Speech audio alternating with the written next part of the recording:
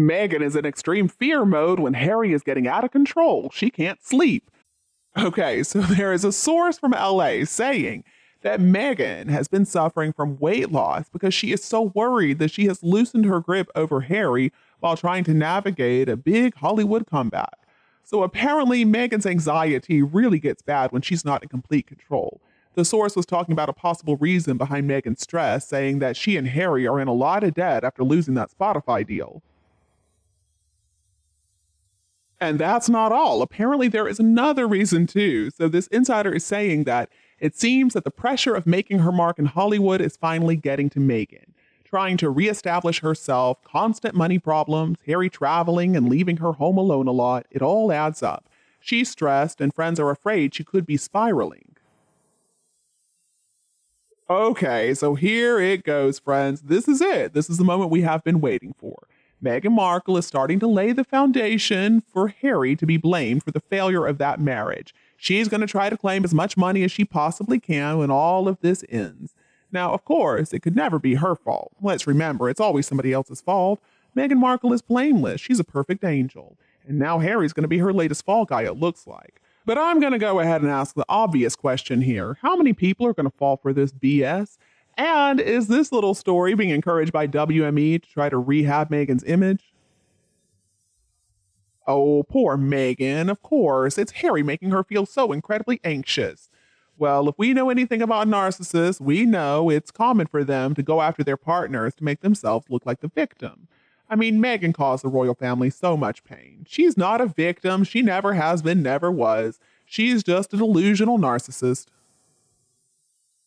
And I don't think this little scheme of hers is going to work. Meghan Markle is a snake. She's a predator. And I know that Harry's got his problems. By no means is he perfect. I mean, he had a family, though, upon which he could rely. And Meghan carefully isolated him from his whole family so that she could control him better. When it's not working anymore, though, she's desperate. She's got to figure out some other plan. She doesn't have an unending supply of money, and that got her attention pretty quickly. All right, so let's think about the reasons that Meghan Markle might be feeling a little bit anxious. Maybe she's not sleeping well at night. Well, maybe Harry is finally waking up. Maybe he's finally going to get himself out of her web. I do wonder what has happened to that novel they were going to make a film out of, that Meet Me at the Lake. Apparently, they paid the author $3 million for the movie rights. And then she would be expected to pay a screenwriter. She would have to hire actors. They would have to make a trailer to present to investors. It's not going to be a very easy project right now, though, considering the fact that screenwriters are all on strike. But you can find some pretty good ones in different countries, like New Zealand and Australia and the UK. But that's going to cost about another $5 million. See, if investors are not interested in the project, then it's not going to be able to get off the ground. Did Meghan even realize that before she bought the book rights? Probably not. Honestly, I think that one of Meghan's biggest problems is that she believes whenever she has an idea pop into her head, because it popped into her head, that means it's a good one. It doesn't matter if logic dictates that it's never going to work. It has to be good because she came up with it. And why are they even releasing this story? Are we supposed to feel sorry for Meghan? I mean, just look at how she's treated everybody. She doesn't have any support system anymore because she treated everybody like crap. And the problem is, how could Meghan possibly navigate a major Hollywood comeback?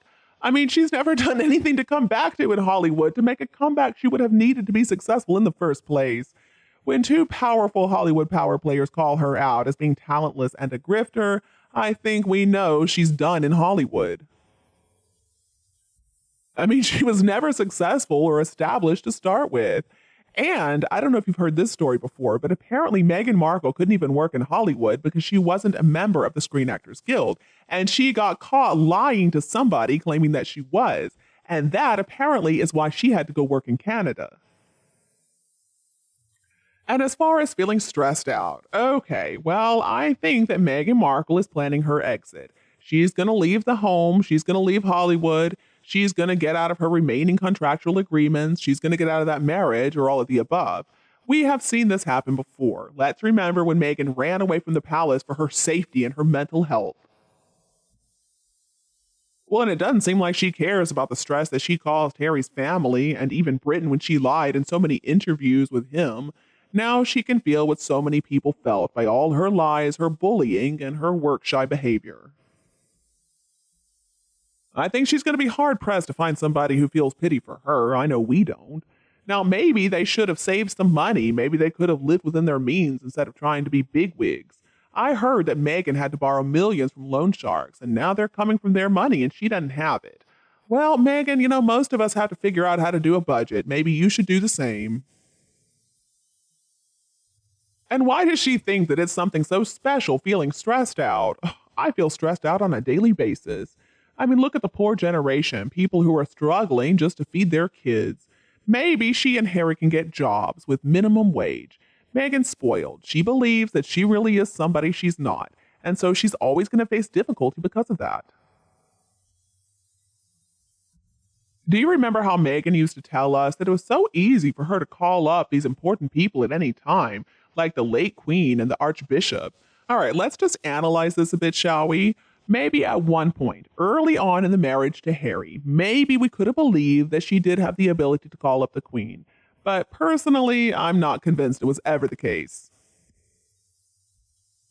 Well, I guess that's the end of the analysis. I don't have much to add. It seems like nobody in the US wants to accept her calls either. Apparently, Gwyneth Paltrow wants nothing to do with her. Every Democratic female legislator out there is trying to distance themselves from her. Good on them. The governor of California has gotten all annoyed with her. The Obamas, the Clooneys, the list goes on and on. I'm actually surprised that she didn't try to say that she and the late Queen met weekly on Zoom. That's where they had their chats and she advised the Queen. It was a wonderful thing that the Queen had so many amazing people helping her, her trusted courtiers and minders, because they needed to protect her from Meghan and Harry. I don't believe that even Catherine accessed a direct line to her late majesty. I suspect the only people who had access to a direct line to the Queen during Meghan's time as a working royal would have been Her Majesty the Queen's own husband, Prince Philip, and also their children, Charles, Anne, Andrew, and Edward. I'm guessing that any contact with the late Queen would have needed to go through then Prince Charles. I mean, even for Harry and William, probably. As Queen of the UK, she was busy and she was elderly. She had the responsibility of Britain and the Commonwealth of Nations. So I'm sure she couldn't have accepted direct calls from her grandchildren, and let's forget about their spouses.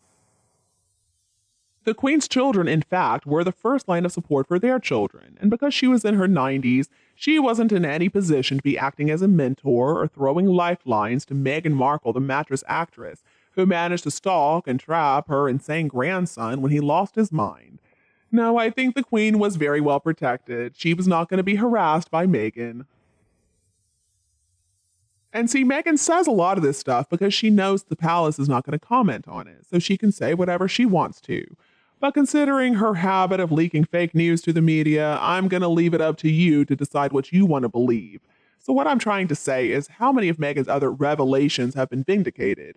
Well, as far as I know, the number is 0. I'm going to give you a great example of Meghan's habit of spreading this fake news. So, okay, when Harry and Meghan first moved into the Russian-owned Montecito McMansion back in late August of 2020, Vanity Fair and People magazine were making a big deal out of news leaks from Meghan's PR people, suggesting that Meghan and Harry were still incredibly close to the monarch.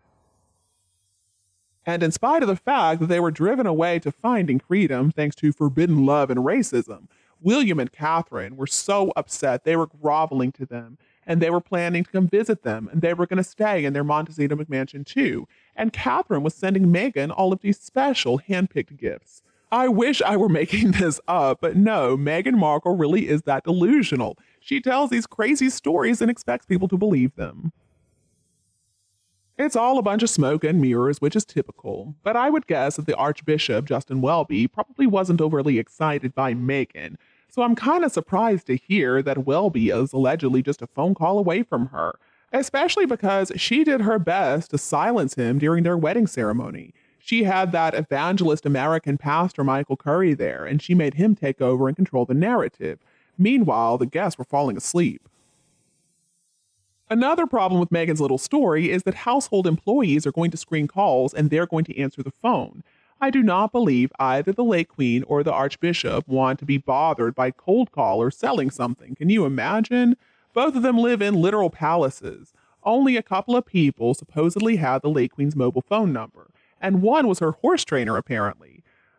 This is just another one of Meghan Markle's fantasies that she believes that if she tells, we're going to believe. Meghan, honey, we're a little bit smarter than you give us credit for. And you, what do you think about this news? Please tell me your opinion below in the comments section. And if you think my videos are useful, don't you be afraid to like them and share them with anybody else who would enjoy. And don't be afraid to click the subscribe button to get more updates in the future.